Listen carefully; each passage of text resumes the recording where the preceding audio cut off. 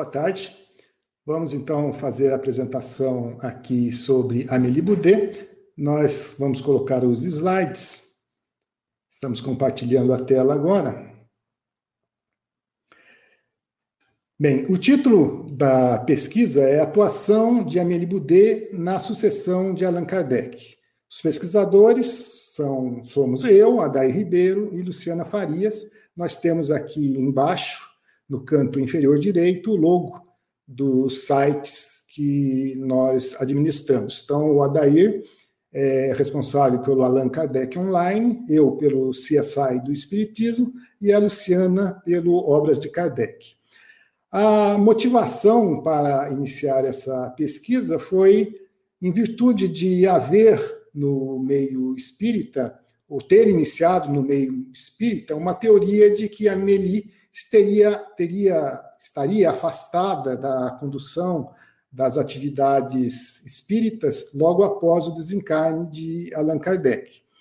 Como não foram, é uma opinião que começou a permear o movimento espírita, nós resolvemos fazer essa pesquisa porque estava também relacionada às pesquisas que estávamos fazendo em relação à quinta edição de A Gênese e à quarta edição de O Céu e o Inferno. O conteúdo dessa apresentação abrange a experiência de Amélie Boudet, a herança que ela recebeu de Allan Kardec, as ações que foram tomadas logo nos primeiros meses após o desencarne de Kardec, portanto, de abril a junho, antes da criação da Sociedade Anônima, que foi em julho. Depois falaremos brevemente sobre a atuação de Amélie Boudet nos primeiros anos da Sociedade Anônima, até 1873, que é até onde nós temos evidências materiais, e, finalmente, o reconhecimento desse trabalho desenvolvido por ela. Falando, então, da experiência. Levantamos aqui alguns aspectos, alguns que são conhecidos do movimento espírita, como, por exemplo, a publicação desses 3 exemplares, dessas 3 obras, Contos Primaveris, em 1825, Noções de Desenho, em 1826, e O Essencial em Belas Artes, de 1828. De fato, nós não encontramos nenhuma evidência que mostre que ela publicou esses livros. A única fonte com relação ao assunto vem do livro de Canuto de Abreu, o Canuto Abreu, o Livro dos Espíritos, suas tradições históricas e lendárias. Mas eu sempre destaco que o próprio Canuto colocou no título que tratava-se de tradições e de lendas, e não de uma pesquisa historiográfica. Portanto, apesar de a ausência de provas não ser prova de ausência, nós realmente desconfiamos de que esses livros nunca tenham sido publicados. Isso porque outras informações que se encontram no livro de Canuto Abreu já se confirmaram ser equivocadas, como, por exemplo, a idade das irmãs Baudin, o nome da Celina Jaffé, o local e a data de nascimento de Hermance Dufour e outras questões. Ela provavelmente foi governanta do Liceu. Isso nós encontramos em Henri Sauce, mas também numa carta, num manuscrito que já está publicado no portal Allan Kardec da Universidade Federal de Juiz de Fora, e nessa carta Rivaio convida a Amélie Boudet, ou fala que ela seria então governanta do Liceu Polimático, que era a instituição de Kardec, ou de Rivaio à época. Nós temos também discursos de Amélie Boudet, nesse período de 1844 a 1845, já na Escola de Comércio e Pensionato para Meninas. Depois do fechamento do Liceu Polimático na Rua de Sèvres, Kardec, ou melhor, Rivaio, abre essa Escola de Comércio em outro endereço, e vários manuscritos que estão de posse do Museu Allan Kardec Online e alguns já publicados pela Universidade Federal de Juiz de Fora mostram tanto discursos de Rivaio como de Amélie ao final do ano letivo, que acontecia mais ou menos lá para agosto e setembro. E, finalmente, temos na Revista Espírita de 1865 a informação do próprio Allan Kardec dizendo que Amélie o havia secundado em sua tarefa laboriosa, como o faz ainda, por um trabalho muitas vezes acima de suas forças. Então, nós vemos aqui que Amélie Boudet trabalhava nas atividades, ou ajudava, era uma coadjuvante, às vezes uma protagonista realmente, nas atividades que Rivaio desenvolvia. A herança de Allan Kardec recebida por Amélie Boudet. Então, como nós vamos focar aqui no período pós-desencarne de Kardec, nós já passamos dessa experiência de Amélie Boudet e podemos encontrar em várias cartas que estão disponíveis lá na Universidade de Juiz de Fora, cartas, correspondência entre Kardec e Amélie, cartas que ela mandou e que recebeu dele, onde podemos ter um conhecimento mais amplo do dia a dia do trabalho conjunto dos dois. Mas passando então agora para a herança recebida por Amélie Boudet. Nós temos os direitos legais da Revista Espírita, da recém-criada Livraria Espírita e de todas as obras publicadas. Essas informações estão no testamento, nos arquivos nacionais, no inventário, nos arquivos municipais de Paris. No próximo slide, nós vamos ver um fragmento desse inventário mostrando claramente como ou quais os valores que foram transferidos por Allan Kardec para Amélie Boudet com relação a esses direitos legais. Apenas uma nota aqui, o brevet da Livraria Espírita seria transferido a Amélie Boudet apenas em agosto de 1869, porque foi em abril que Kardec aplicou para obter a autorização para o funcionamento da Livraria Espírita, certamente quando ainda é vivo. Mas ele saiu após o seu desencarne. Só depois disso é que a Amélie Boudet pôde ressubmeter esse brevet, essa autorização, para ser passado para o seu nome. E ela obteve em agosto de 69, conforme informações que encontramos nos arquivos nacionais da França. O arquivo pessoal de Allan Kardec, contendo manuscritos, etc., também estava em poder de Amélie Boudet, e foi em 1873 que ele repassava esse arquivo pessoal à Sociedade Anônima. Temos essas informações tanto no livro Ficções e Insinuações, de 1884, que é uma brochura em que Lemarie rebate as críticas feitas por Bert Fropo em Beaucoup de Lumière, em Muita Luz, e também na Revista Espírita de 1887. Então, aqui nós podemos iniciar até a fazer uma rastreabilidade de como esses manuscritos passaram das mãos de Kardec para Amélie Boudet, para a Livraria Espírita e, finalmente, para o Museu Allan Kardec online e também uma outra parte para o acervo de Canuto Abreu. E, além disso, uma outra parte que está lá na União Espírita Francesa e Francófona, em Tours. E, finalmente, temos o projeto denominado Constituição Transitória do Espiritismo.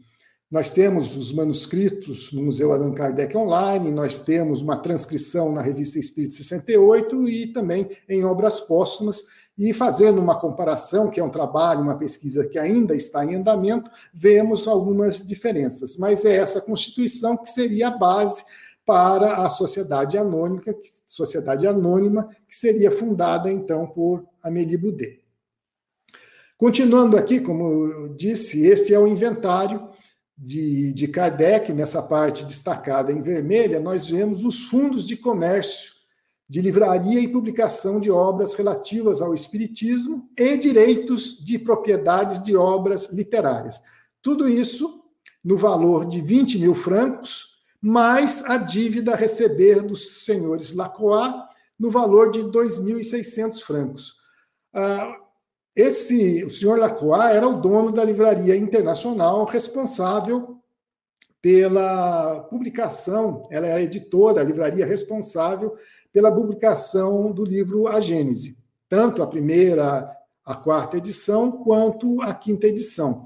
E eles tiveram dificuldades, logo depois do rompimento do contrato com Victor Hugo, e talvez também tenham essa dívida levada após a morte de Kardec, de 2.600 francos, que aparece aqui como crédito, digamos assim, na herança de Kardec e Amélie Boudet. Então, se nós pegarmos o total aqui, dá 22.600 francos, e é bem parecido com os 25.000 francos, que é a cota com que a Amélie Boudet participa da Sociedade Anônima na sua fundação.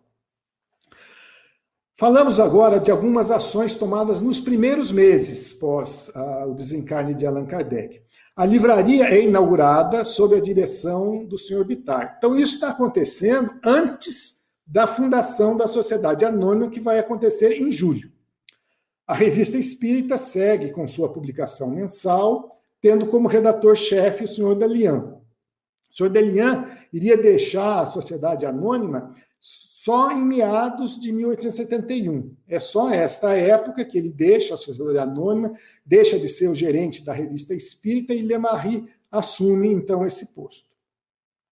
Em abril de 69, o vice-presidente da Sociedade Parisiense de Estudos Espíritas, o Sr. Levin, reúne a comissão e elege um novo presidente, o Sr. Mallet. A Sociedade Parisiense de Estudos Espíritas, logo após a morte de Kardec, continuou existindo. Logo depois da fundação da Sociedade Anônima, o Sr. Mallet acaba renunciando. Não sabemos o que aconteceu nesse período até o final de 1869, mas logo no início do ano seguinte, 1870, nós temos uma nova diretoria compondo a Sociedade Parisiense de Estudos Espíritas, em paralelo com a Sociedade Anônima. O presidente, se não me engano, é o Sr. Bonnemer, e o Sr. Mallet passa a ser o vice-presidente dessa sociedade. Mas é então em julho que é fundada a Sociedade Anônima, que teve como premissa a Constituição Transitória do Espiritismo e a participação de 25.000 francos, que é a maior participação do total de 40.000 francos, que compunha, então, o total do capital da Sociedade Anônima. Aqui nós temos justamente o Estatuto da Sociedade Anônima, e nós temos aqui, na primeira parte destacada em vermelho, que todas as obras do senhor Allan Kardec sobre o Espiritismo e compreendendo as obras póstumas. Então, aqui nós temos tudo que é propriedade da Sociedade Anônima, tudo que a Amélie Boudet vai participar na Sociedade Anônima. Então, tem quadros, aliás, quadros é de Monvoisin. O valor que a Amélie vai participar é apenas do 25.000 francos, que é a maior parte, e está relacionada a esse item, que são as obras de Allan Kardec. E está destacado o valor de 25.000 francos nesse último retângulo vermelho. Apenas como curiosidade também, esse manuscrito foi encontrado nos arquivos municipais de Paris, nos arquivos comerciais dos arquivos municipais de Paris. Nós temos uma outra cópia, com uma outra caligrafia, mas exatamente o mesmo conteúdo nos arquivos nacionais da França. Nós temos lá os arquivos dos notários, que seria o equivalente ao cartório, né? E o senhor Vassal, que era um notário também, tinha uma cópia. Essa é a cópia mais conhecida e que já foi utilizada por vários outros pesquisadores. Mais recentemente, né, o colega Charles Kempf encontrou esta cópia nos arquivos municipais de Paris. É por isso que nós usamos ela aqui. Continuando sobre as ações tomadas nos primeiros meses após Kardec, ela decide doar anualmente ao Fundo Geral do Espiritismo o excedente dos livros, né, com a condição de que as operações, com relação à operação da Livraria Espírita, ninguém, a título de membro da Comissão Central ou outra, tenha direito de imiscuir-se. Ela pretende tudo gerir pessoalmente, programar as reimpressões das obras, as publicações novas. Essa informação está na Revista Espírita de 1869. Então, a Amélie Boudet não se ausentou, não ficou longe das operações, muito pelo contrário. Ela pretendia acompanhar tudo de muito perto e fazia essas exigências, entre aspas, para que o trabalho pudesse ser bem executado. No segundo tópico, nós vemos que ela também diz que a revista está aberta à publicação de artigos que a Comissão Central julgar úteis à causa do Espiritismo, mas com a condição expressa de serem previamente sancionados pela proprietária, no caso, Amélie Boudet, e pelo comitê de redação. E ela vai fazer parte do comitê de redação da Sociedade Anônima, tão logo ele é criado através da Assembleia Geral Ordinária de 1873. Mas nós vemos aqui, nessa Revista Espírita de 1869, quais foram as condições estabelecidas por Amélie Boudet logo após o desencarne de Allan Kardec. Falando da criação da Sociedade Anônima, a recente lei de 24 de julho de 1867 é que definiu as exigências legais. Então, a Constituição estabelecida por Kardec, ela serviu de base, mas ela tinha que se adequar à legislação da época. É por isso que ela tem diferenças em relação à Constituição. Nós imaginamos, mas exige pesquisas adicionais, que quem tenha sido responsável por formatar esse estatuto tenha sido o senhor Bittar, que era o responsável pela Livraria Espírita. Entre os fundadores, nós temos Amélie Boudet, com 62,5% de participação, que é os 25 mil francos em relação ao total de 40 mil francos. Nós temos o pintor Monvoisin, com 5 mil francos, e depois, com 2 mil francos cada um, o senhor Gilbert, o senhor Delian, que seria, então, o senhor Gilbert faria parte do Conselho Fiscal, junto com a Amélie Boudet, o senhor Delian na Revista Espírita, o senhor Bittar na Livraria Espírita, e também o senhor Taillé e o senhor Joly. Esses eram os acionistas, entre aspas, da Sociedade Anônima, assim que foi fundada em julho de 1869. Só que, para equalizar a participação dos acionistas, cada um teria direito a apenas um voto, independentemente do total de cotas que ele tivesse. Então, isso está no artigo 22. Quem tivesse a maior participação poderia convocar assembleias para, por exemplo, mudar estatuto e tal. Mas as votações, todos os participantes que estivessem presentes, e devia ter a maioria presente, tinham direito a apenas um voto. Na Revista Espírita de 69, diz também que alguns espíritas confundiram o papel da Sociedade Anônima, que era de divulgação das obras de Kardec, com a da Sociedade Parisiense de Estudos Espíritas, que era a continuidade dos estudos, que entenderam que devia ter uma sociedade, uma única sociedade, mas tiveram seus questionamentos esclarecidos. E estamos chegando ao final já. Mas, com relação à criação da Sociedade Anônima, é interessante que a Amélie Boudet, ao desencarnar, deixou a Sociedade Anônima como legatária universal. Mas, mais tarde, seu testamento foi questionado e foi finalmente anulado. E nessa sentença, nós encontramos aqui no La Gazette du Palais, de 1898, essa declaração do juiz, que ele diz o seguinte, no julgamento do processo do inventário, então, que foi aberto em 1897.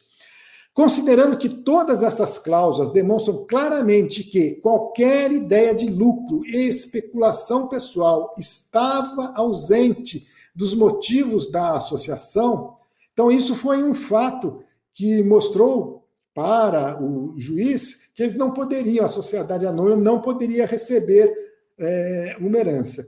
Que, de fato, vemos aí que durante a vida da empresa, seus membros não foram chamados a compartilhar os lucros a serem realizados em decorrência das operações em que estaria envolvida. E, em particular, em decorrência da operação da livraria, que, como eles próprios reconheceram, não estava entre suas mãos, uma empresa comercial particular, mas um meio de ação criado tendo em vista os interesses da doutrina e sua propagação pelo livro.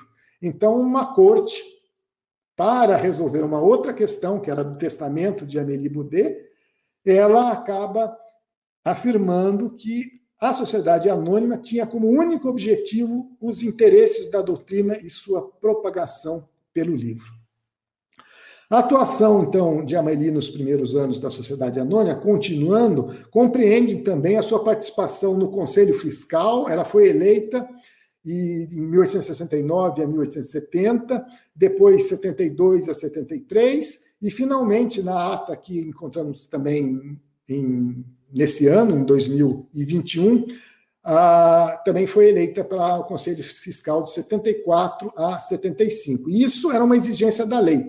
A deliberação contendo a aprovação do balanço das contas é nula se não for precedida do parecer dos auditores. Amélie Bidet foi a primeira auditora, junto com Gilbert, durante esse biênio 1869-1870. E aqui nós temos um relatório desse ano, de 1870, onde ela mostra familiaridade com os livros fiscais, né? E declara, interessante também essa informação, que nos ajuda a compreender a razão pela qual a Gênesis, a quinta edição da Gênesis 69, a quarta edição do Céu e Inferno também de 69, não foram feitas pela Sociedade Anônima. A Sociedade Anônima, a informação é que a Sociedade Anônima declarou ter confeccionado mercadorias, obras, só a partir de 13 de agosto de 59. Então, todas as obras anteriores, que totalizaram aí um total de 11 mil francos, como podemos ver nas últimas linhas deste slide, foram transferidas de Amélie Baudet. Estavam sob a supervisão de Amélie Baudet, foram autorizadas por Amélie Baudet e operacionalizadas por Bitar. Então, essas obras que foram impressas em 1869 até agosto não foram sob a supervisão da Sociedade Anônima. Continuando, são os últimos slides, mostrando aqui que ela está satisfeita consigo mesma, né? Isso está no relatório, né? Mostra que os objetivos propostos, né, estão sendo realizados, como, por exemplo, proteger a doutrina das contingências e preservar a propriedade das obras fundamentais, colocando-as sob a proteção da lei. Aqui nós temos um outro exemplo de um inventário que foi feito em 1873, que mostra aqui, como podemos ver no fragmento à direita, que o Céu e Inferno, a quarta edição do Céu e Inferno é de fevereiro de 69, e a quinta e sexta edição da Gênesis também é de 69. Isso está no relatório que foi feito em 1873, para que pudesse ser submetido à Assembleia Geral Ordinária e lá aprovado, que é o que nós vemos nesta ata, que está também naqueles arquivos comerciais dos arquivos municipais de Paris. É uma ata. Nós podemos observar aqui a caligrafia, também como curiosidade, é de Marina Duclos, que é a esposa de Lemarie. Nessa ata, nós descobrimos que o presidente da Assembleia foi o senhor Cruzet e Lemarie foi o secretário, mas ele deve ter delegado a mulher. Normalmente é o secretário que redige a ata. Aqui nós temos a caligrafia de Lemarie, da esposa de Lemarie. E aqui mostra que foi feito aquele inventário que mostramos anteriormente, elogia o zelo, né, com que o inventário foi feito pela senhora Rivaio, né? E, continuando aqui, nós vemos que esta ata foi assinada, essa é a caligrafia de Amélie Baudet, viúva Rivaio, Allan Kardec.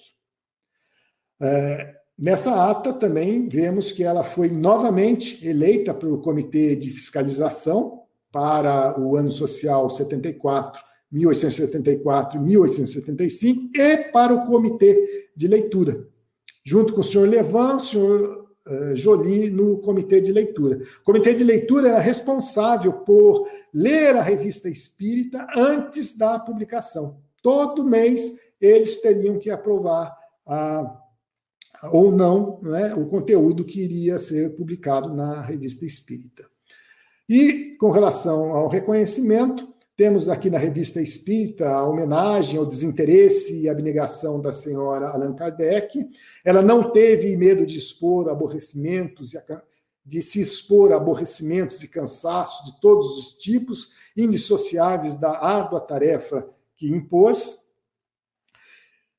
Temos também na Revista Espírita de 1870 o senhor Jobert de Carcassonne parabenizando a senhora Kardec pela firmeza e coragem, e também o senhor Cruzet no Repertório do Espiritismo de 1874, né, dizendo que a instituição que você fundou, a Amélie Boudet, né, em execução dos planos concebidos pelo mestre, tão fielmente realizados por você, senhora, a fiel continuadora da sua obra.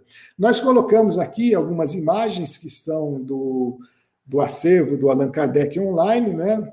Aqui a Amélie Boudet mais jovem, aqui já mais idosa, a época do Livro dos Espíritos. Nós fizemos aqui uma arte, só mudamos a posição, né? Só viramos a imagem, para podermos comparar com uma outra imagem que foi aquela que foi utilizada para fazer aquelas fotografias dos espíritos que resultaram, então, infelizmente, no processo dos espíritos.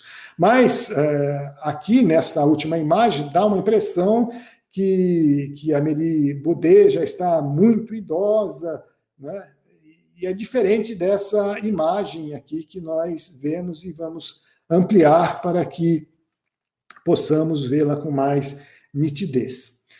E o penúltimo slide aqui não faz parte do trabalho que nós apresentamos, é apenas um bônus final, um trabalho de controle, um levantamento do controle acionário da Sociedade Anônima. Então, está em andamento ainda, mas nós podemos ver aqui que a senhora Kardec teve a maioria das ações até o ano de 1883. Aqui, em outubro de 1873, depois da Assembleia Geral Ordinária, nós vemos uma porcentagem menor, mas o senhor Bonvoisin já havia desencarnado nessa época. Então, ela continuava com a maior parte das ações. Depois, em 1882, temos exatamente 50%, e ela não participou, pelo menos, dessas assembleias geral ordinária e extraordinária que temos em 82, e depois do seu desencarne, obviamente, também não participou. Ela desencarnou em janeiro de 82, né? Então, nesse período aqui, embora ela ainda detivesse as ações, né, se tinha apenas 50%, ela, não participando das assembleias, ela não teria... decisões poderiam ser tomadas sem a sua presença, porque se todos os demais estivessem presentes, teria metade das ações. E terminamos aqui a nossa apresentação, registrando o site dos nossos pesquisadores, nossos colegas, né? O meu História do Espiritismo no Facebook, obrasdekardec.com.br da Luciana e allan-kardec.online. Esta foto de Amélie Boudet, então, é a ampliação daquela que está no acervo do Allan Kardec online. Carlos, só uma correção. Desencarnou em janeiro de 83. Isso, desculpe, exatamente, de 83. Então, exatamente, aqui ela não estava presente, né, em 82, ela não estava presente, nós temos a ata dessa Assembleia Geral Ordinária, todos os demais estão presentes, mas ela não está presente. E depois ela desencarnou. Obrigado, Adair, bem lembrado.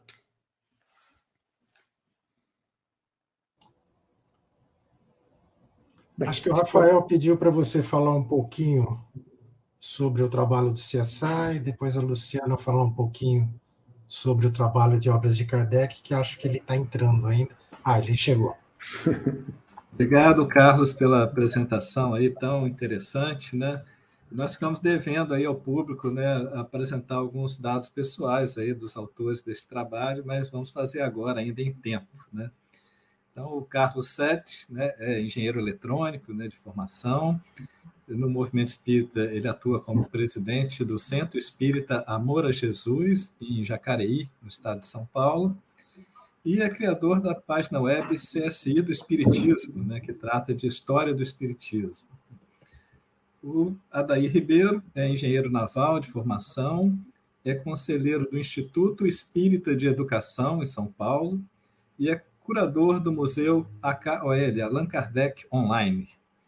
E a Luciana Farias pesquisa junto com o Museu Allan Kardec Online, o CSI do Espiritismo, e também colabora com o site Obras de Kardec. Então, né, vimos aqui essa interessante pesquisa, né, que trouxe à tona, né, uma atuação impressionante e importantíssima de Amélie Boudet, após a desencarnação de Kardec, né, que nos mostra que foi fundamental para que o projeto de Kardec não sofresse abalos, né, tivesse uma continuidade, né, no tocante à divulgação espírita, tanto da parte de recurso financeiro, como também criar um arcabouço, né, de proteção. Né? Então, isso mostra que a Amélie Boudet tinha esse espírito, né, capaz de torná-la hábil a agir como auditora fiscal, né, a gerir os recursos do espólio de Allan Kardec. Né? Eu queria saber se, nas suas pesquisas, se há registros que mostram, num período anterior, enquanto Kardec ainda era vivo, né, que a senhora Rivaio tinha já esse espírito que a capacitaria a realizar tal empreendimento posteriormente. Nós temos os discursos, né, lá da década de 40. É interessante lê-los, está transcrito e traduzido no portal da Universidade Federal de Juiz de Fora, então nós podemos ver a grandeza de Amélie, e também em algumas correspondências, né, ela tem quando Kardec viajava, principalmente as viagens espíritas, né, ela o auxiliava, cuidando dos trabalhos que tinham ficado para trás, digamos assim. Então, a Amélie Boudet trabalhou assim, bem de perto, como um apoio muito grande, e tinha essa grandeza intelectual, nós podemos perceber a partir desses discursos. Tem mais um detalhe que eu gostaria de acrescentar. A carta que a gente trouxe de Kardec falando com a Amélie sobre ela ser governanta foi um convite profissional que ele fez a ela. Ele disse que gostaria, né, tendo conhecimento das habilidades dela, que gostaria de convidá-la para gerir a parte operacional, o dia a dia do Instituto. Então, a ideia era, a exceção da parte acadêmica, né, da parte de lecionar os alunos, o resto ficaria com ela, mostrando, então, que ele estava confiando nela para gerir administrativamente a instituição. E só complementando, Luciano, a gente vê nos depoimentos, tanto do Cruzet e de vários participantes da Sociedade Anônima, relatados na Revista Espírita pós-abril de 1869, esse papel atuante e a capacidade de Amélie Boudet na gerência dos negócios, entre aspas, relativos à condução da doutrina espírita. Então, isso mostra que nada ocorre por acaso, né? Isso já vinha sendo, né, preparado, né, com a devida antecedência, né? Inclusive já fazia parte dos planos de Kardec, né, com a Constituição transitória que ele elaborou. Né? Agora, essa criação da sociedade anônima, né, parece que foi também fundamental do ponto de vista financeiro, né, para a continuação do trabalho, né? O trabalho de divulgação espírita, de publicação das obras, né, de manter novas edições, né, manter a revista espírita. Por quanto tempo essa sociedade anônima prosperou? Né? Porque um dos fatos trazidos aí é que quase 30 anos depois, né, os herdeiros de Amélie Boudet questionavam, né, ainda sobre a destinação dos recursos da sociedade. Né? Então, por quanto tempo ela ainda exerceu esse papel importante aí na divulgação do espiritismo?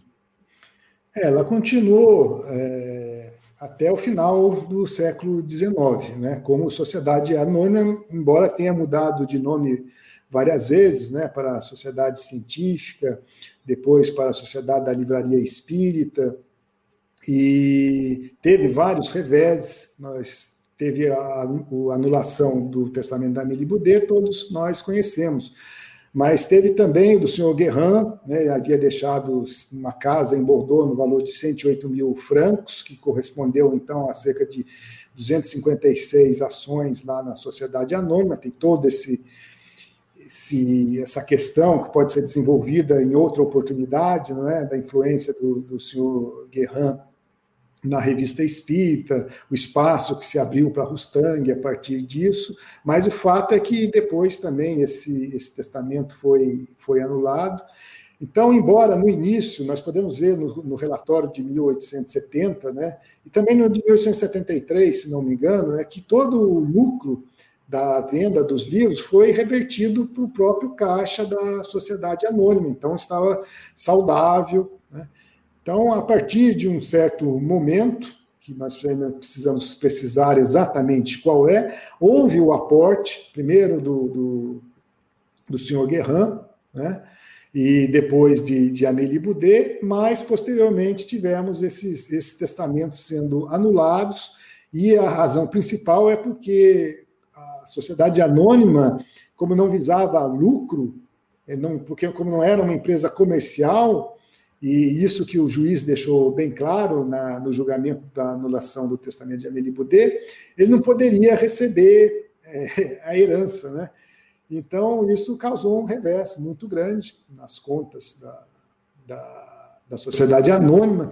Nós temos que Lemarri, temos evidências, né, que Lemarri teve que fazer várias hipotecas, e até que provavelmente, eu não lembro exatamente o ano, se em 1896 ou foi em 1898, efetivamente, depois da anulação do testamento da Amélie Boudet, que é decretada a falência da sociedade, já se chamava Sociedade da Livraria Espírita, mas a falência ainda, o processo de falência ainda perdurou até o início do século XX.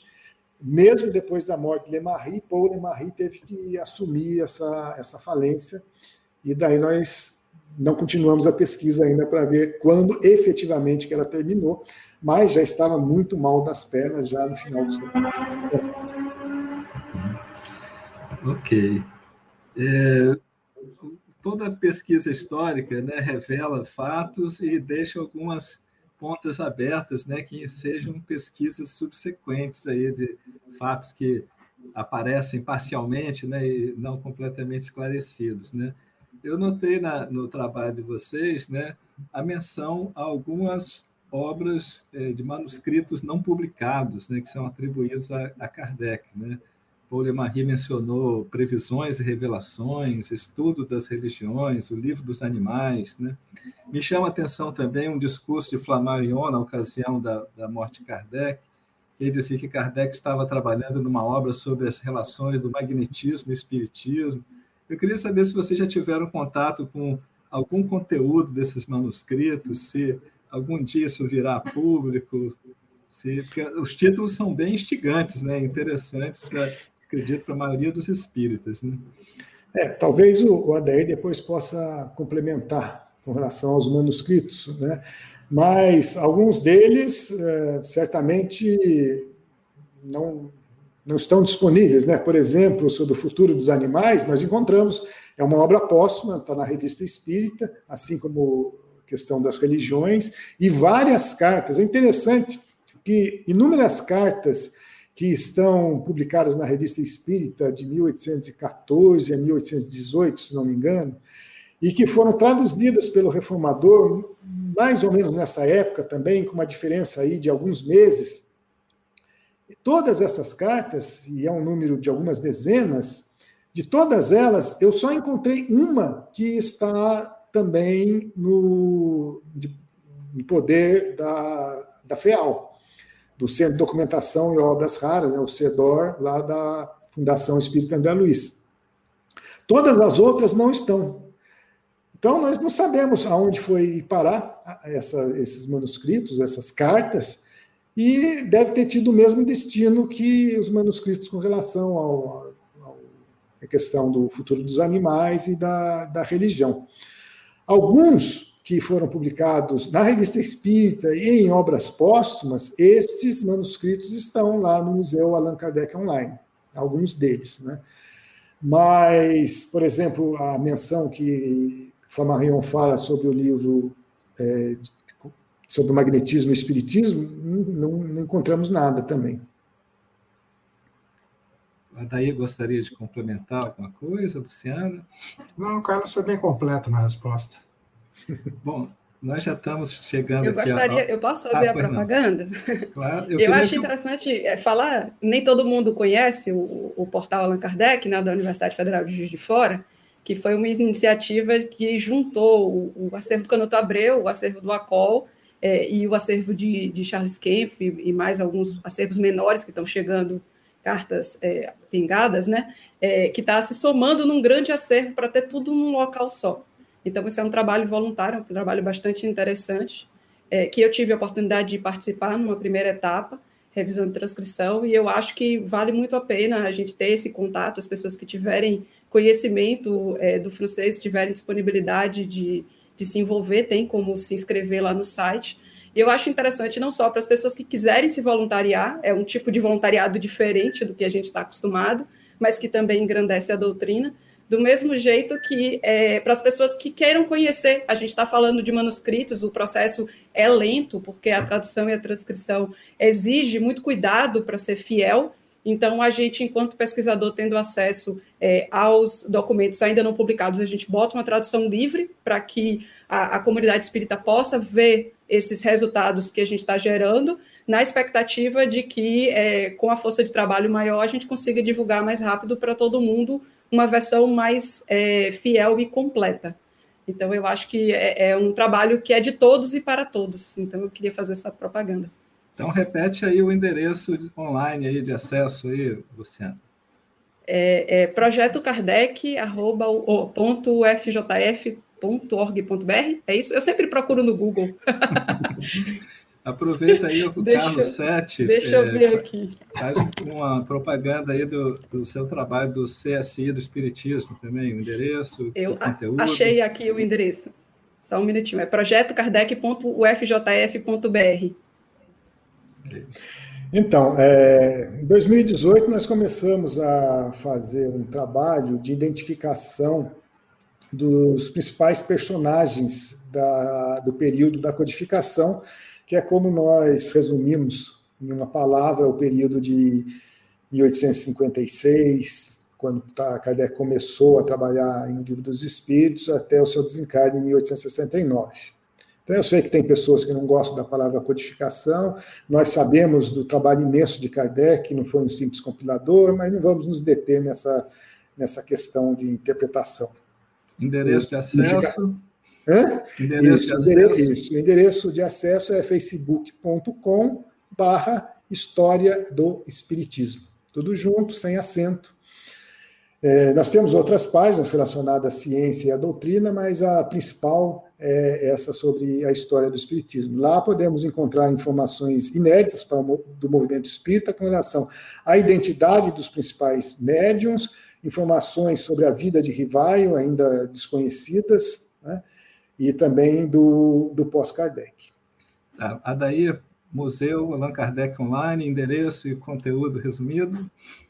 Se colocar allan-kardec.online no Google, vai chegar no Facebook, vai chegar no site, e chegando na Universidade Federal, vai encontrar o acervo. Eu sei que não tem mais tempo para a resposta, eu vi uma pergunta no chat, que eu acho interessante, do Ivan Franzolin, né? Qual é a ideia do que seriam 11 mil francos?